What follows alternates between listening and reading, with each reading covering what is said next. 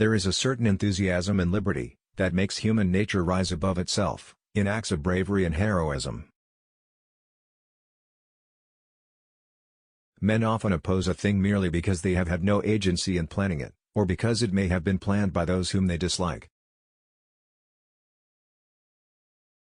A well-adjusted person is one who makes the same mistake twice without getting nervous.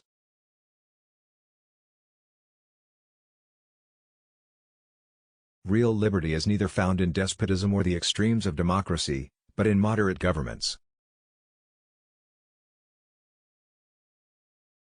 You should not have taken advantage of my sensibility to steal into my affections without my consent.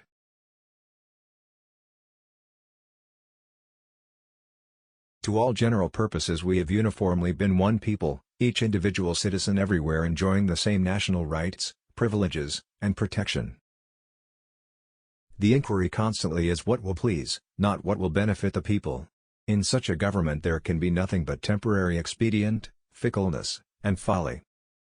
I may not live to see our glory, but I will gladly join the fight. And when our children tell our story, they'll tell the story of tonight. Men give me credit for some genius. All the genius I have lies in this: when I have a subject in hand, I study it profoundly. Day and night it is before me. Give all the power to the many, they will oppress the few.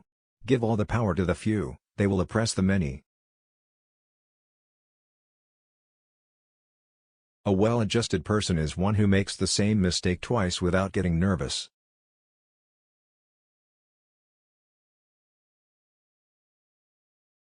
When the sword is once drawn, the passions of men observe no bounds of moderation.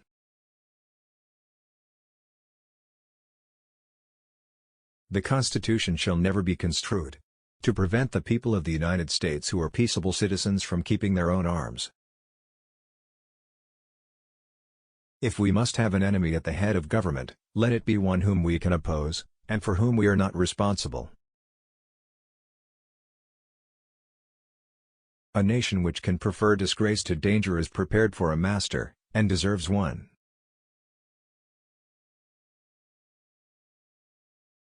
Why has government been instituted at all? Because the passions of man will not conform to the dictates of reason and justice without constraint. Who talks most about freedom and equality? Is it not those who hold the Bill of Rights in one hand and a whip for affrighted slaves in the other? Men are rather reasoning than reasonable animals, for the most part governed by the impulse of passion.